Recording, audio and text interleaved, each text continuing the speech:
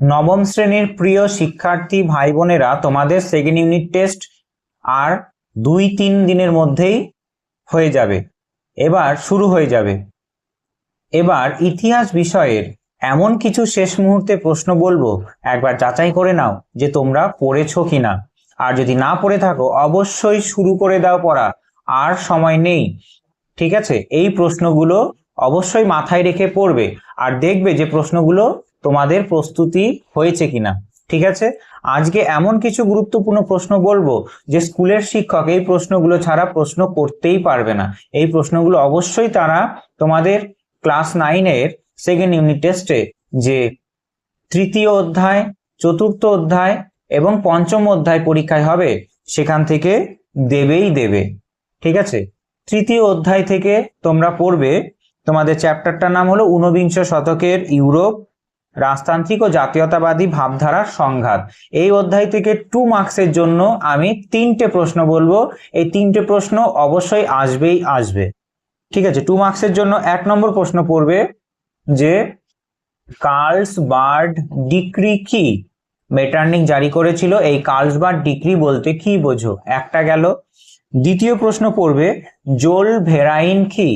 জোল ভেরাইন কি? একটা শুল্ক সংঘ ছিল জোল ভেরাইন। আর পড়বে যে এটা 2 নম্বরেও দিতে পারে, আবার 4 নম্বরের টিকাও দিতে পারে। আমি 2 নম্বরের জন্য দিচ্ছি এমস টেলিগ্রাম কি? এমস টেলিগ্রাম কি? 3টে প্রশ্ন হয়ে গেল এই চ্যাপ্টারে 2 মার্কসের জন্য। ঠিক আছে, এরপর 4 মার্কসের জন্য কি প্রশ্ন আসবে সেটা শুনে নাও। 4 মার্কসের জন্য পড়বে ইটালির ঐক্য আন্দোলনে ক্যাভুর, গ্যারিবাল্ডি এবং মাৎসিনির ভূমিকা সংক্ষেপে আলোচনা করো। ঠিক আছে, এই প্রশ্ন করবে। আর করবে যে ভিয়েনা সম্মেলনে যোগদানকারী যে বিগ 4 ছিল, সেই বিগ 4 সদস্যদের নাম কি? আর এই ভিয়েনা সম্মেলনের উদ্দেশ্যগুলি কি কি? ভিয়েনা সম্মেলনের উদ্দেশ্য কি ছিল?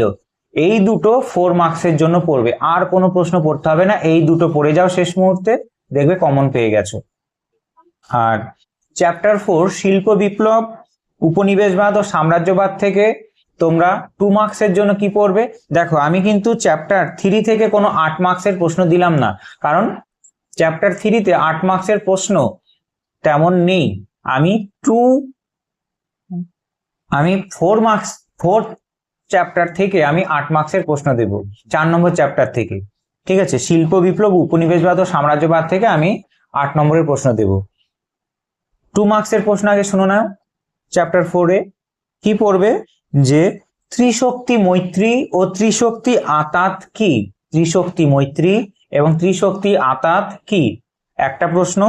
আর দ্বিতীয় প্রশ্ন পড়বে যে ফ্যাক্টরি বা কারখানা প্রথা বলতে কি বোঝো? ফ্যাক্টরি বা কারখানা প্রথা বলতে কি বোঝো? ঠিক আছে, এই দুটো প্রশ্ন পড়বে। আর একটা পড়বে যে ঘেটো বলতে কি বোঝো? ঘেটো, ঘেটো কি? ঠিক আছে, ঘেটো কি? এই 3টে প্রশ্ন বললাম, 3টে প্রশ্ন পড়বে। আর যদি এক্সট্রা পড়তে হয় তাহলে পড়বে কি মুক্তদার নীতি কি? মুক্তদার নীতি বা হে ডক্ট্রিন কি? ঠিক আছে, এই কটা 2 মার্কসের জন্য পড়বে চ্যাপ্টার 4 থেকে। 4 মার্কসের জন্য কি পড়বে? 4 মার্কসের জন্য পড়বে যে সেরাজেভো হত্যাকাণ্ড কি? টিকা লেখো, সেরাজেভো হত্যাকাণ্ড কি? ঠিক আছে, আর দ্বিতীয় প্রশ্ন পড়বে 4 মার্কসের জন্য যে ইংল্যান্ড আর ইউরোপের অন্যান্য দেশের শিল্প বিপ্লবের যে পার্থক্য তুলনামূলক আলোচনা করো, এইটা পড়বে। আর এক্সট্রা যদি পড়তে হয় পড়বে কি যে শিল্প বিপ্লব কিভাবে উপনিবেশবাদের জন্ম দিয়েছিল। এই কটা চ্যাপ্টার 4 থেকে 4 মার্কসের প্রশ্ন বলে দিলাম। আর 8 মার্কসের জন্য চ্যাপ্টার 4 থেকে একটা প্রশ্ন পড়বে, একটা প্রশ্নই কমন পাবে। শিল্প বিপ্লব বের অনুকূল ভৌগোলিক পরিবেশ আলোচনা করো। অর্থাৎ ইংল্যান্ডের যে শিল্প বিপ্লব হয়েছিল, সেই ইংল্যান্ডের শিল্প বিপ্লবের যে অনুকূল পরিবেশ ছিল সেইগুলো সংক্ষেপে আলোচনা করো। এইটা একটা প্রশ্ন দিলাম, একটা প্রশ্নে কমন পেয়ে যাবে। ঠিক আছে, এরপরে চ্যাপ্টার 5 বিংশ শতকে ইউরোপ থেকে 2 মার্কসের জন্য আমি 3টে প্রশ্ন দেব। 3টে প্রশ্ন অবশ্যই দেখে যাবে। 3টে প্রশ্ন কি? যে এপ্রিল থিসিস কি, এপ্রিল থিসিস কি, ঠিক আছে, ভ্লাদিমির লেনিনের এপ্রিল থিসিস কি, বলশেভিক বা রাশিয়া বিপ্লব থেকে প্রশ্নটা।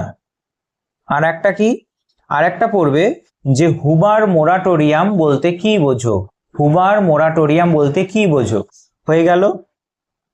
আর একটা মনে রাখবে যে কালো বৃহস্পতিবার এবং কালো মঙ্গলবার বলতে কোন বিশেষ দিনকে বোঝানো হয়, ঠিক আছে। এই তিনটে প্রশ্ন অবশ্যই দেখবে। আর এক্সট্রা একটা প্রশ্ন দিচ্ছি, একটা এক্সট্রা প্রশ্ন কি পড়বে যে ভাইমার প্রজাতন্ত্র কি, ভাইমার প্রজাতন্ত্র কি, ঠিক আছে। বেশ, এবার 4 মার্কসের প্রশ্ন এই চ্যাপ্টার থেকে কি পড়বে, 4 মার্কসের প্রশ্ন পড়বে যে ভার্সাই চুক্তি অর্থনৈতিক শর্তাবলীগুলি সংক্ষেপে আলোচনা করো।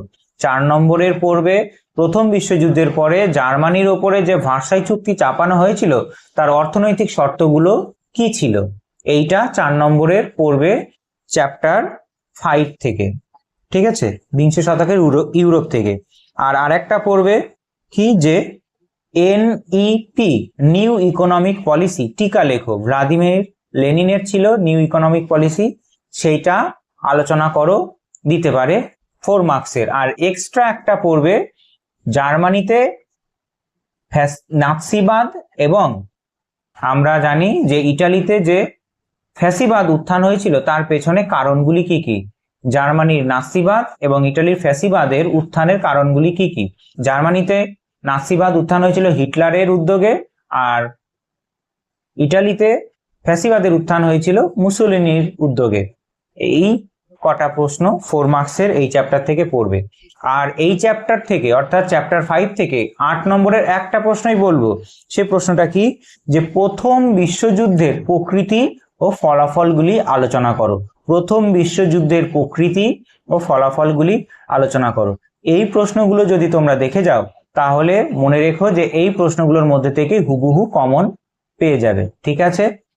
আর এই প্রশ্নগুলোর উত্তর আমি আমার চ্যানেলে করিয়েছি, তোমরা যারা দেখোনি তারা ইউটিউব চ্যানেলে গিয়ে সার্চ করো Dipjyoti sir class 9 second unit test.